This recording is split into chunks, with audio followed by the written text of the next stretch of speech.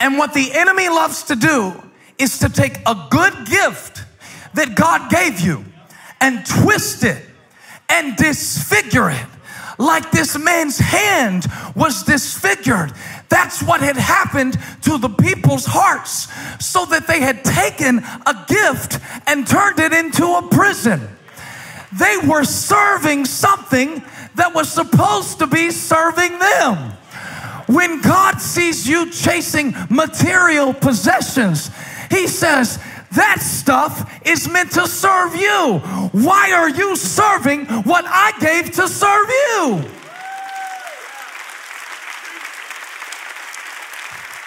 It's out of order. We've got one man who can't work because he has a condition, a situation. We've got a system of religion that won't work. Why? It's the Sabbath. We can't do it on the Sabbath. Jesus said the Sabbath is for you, not you for the Sabbath. I gave it as a gift. Why would you twist the gift? And it causes me to wonder, how many gifts has God given me in my life that I have twisted?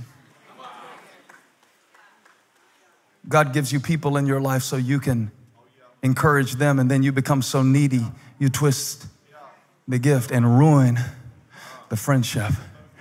Now y'all are quiet. How many gifts has God given us? How many people will you sleep with before you realize that sex is a gift? It's a wonderful gift, but it's a terrible master.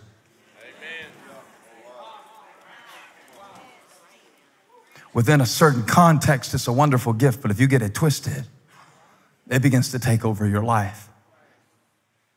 You're out of order. You put the Sabbath before people. God puts people before the Sabbath.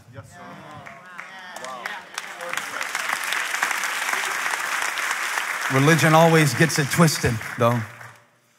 And we always tell you 10 things you got to do to be a good Christian. But God taught me that I don't change so He will love me. I change because He has loved me. This is the revelation of the cross. We love Him because He first loved us. And when you get that out of order, you will twist great gifts that God gives you in your life. And Jesus looked around and said, this isn't working. So He calls the man as an object lesson. Are you ready for this? He doesn't give a speech. He gives a lesson. He gives a demonstration. Faith is a demonstration, not an explanation. So stand up. He could have called him back tomorrow, by the way. I mean, the guy's not dying. He lived this long with a bad hand. He could live with another one. Oh, by the way, when life deals you a bad hand, let me tell you what to do. Don't fold. I know some of you are holding a bad hand today, and it's a terrible situation you're in, and I understand all of that, and Christ has compassion for you. But whatever you do, touch somebody, say, don't fold. Because God is about to change the entire system through the most desperate situations. This is how hope works. He says, stand up and stretch out. Stand up and stretch out. Because if you keep procrastinating, this is the fourth, procrastination will always keep you from experiencing the power of God. Always. When you wait until, when you put it off. I did it the other day. I'm almost 40 now. I got some gray coming in. I'm not worried about that. That makes me feel like I've been a good pastor. If I could pastor this church 12 years and not a little gray on the beard, Jerry, I'm sleeping. But I said the other day, there are about 3 things in my life I really want to change. You got it. You got at least 3 things you want to change. Let me see if you've arrived and I'm just up here by myself trying to improve. I was like, yeah. So by the time I'm 40, it was the first thing I thought. It's a nice round number. By the time I'm 40, God said, why not now? Because it would require action, not theory. You know, so I do it all the time. The way I want the verse to work, but the moment that the miracle happens, I want it to work like this. He looked around at them in anger, deeply distressed their stubborn hearts. Remember what this man's heart looks like externally, or his hand looks like externally. Their hearts look like inwardly. He's using the visible, the situation. That's what he does. Trouble, hardship, persecution, sword, the things that come against you. He uses those situations to show you a system, to fix the system. And he looked around in frustration at the failed system. And he had asked them a question because he's so savage. He answered a question that they didn't ask with a question they couldn't answer. He's such a savage. He's such a savage. And deeply distressed at their stubborn heart, said to the man, stretch out your hand. The way I want the verse to work, is it up on the screens? I want it to say, his hand was completely restored and he stretched it out. In my mind, that's the way it should work when God changes my situation, is that he fixed the man's hand, it was restored, and there, because the man's hand was restored, he stretched it out.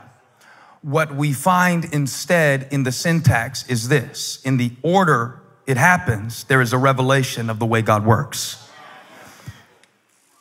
The man stretched his hand, and then it was restored. Amen. He did what he couldn't do, and in doing what he could not do, and in loving who you cannot love, and in forgiving who you can't forgive, and in trusting and believing what your eyes cannot see. He did not stretch out his hand because it was healed. His hand was healed because he stretched it out. And we keep waiting for feelings. But feelings follow faith. You don't have to feel it to believe it. If you believe it, you will see it. The goodness of the Lord in the land of the living. So God says to everybody with a bad hand, because I know you come to church sometimes with your good hand out. And I know you go through life sometimes with your good hand out. And we have all these profiles and all these images and all these personas and all these one-sentence bios on our social media accounts. But God doesn't bless your bio. He blesses your brokenness.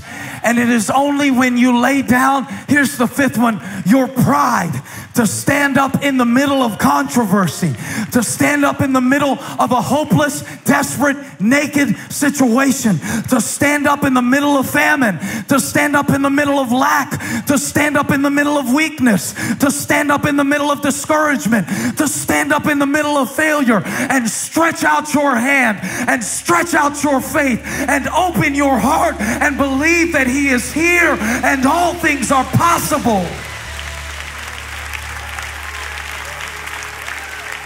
You're not going to get this blessing with your arms crossed, waiting to see if God will do it and pretending like you don't need it.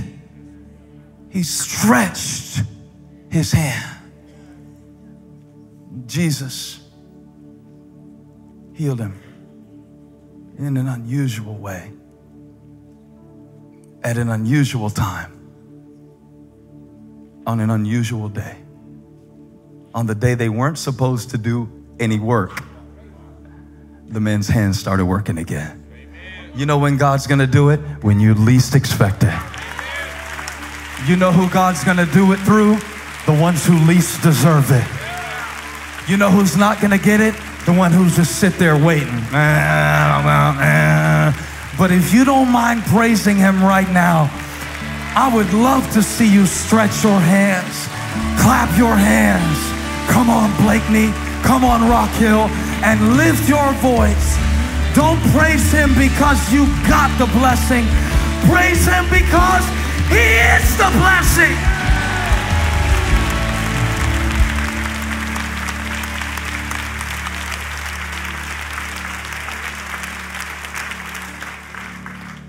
Jesus did what He shouldn't do so the man could do what he couldn't do.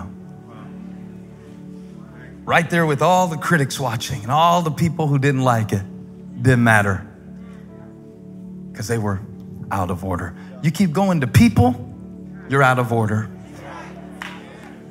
But if you do what he told you to do, I promise you this. Look, it's simple. Stretch your hand. Don't you know he was tempted to show him the good one?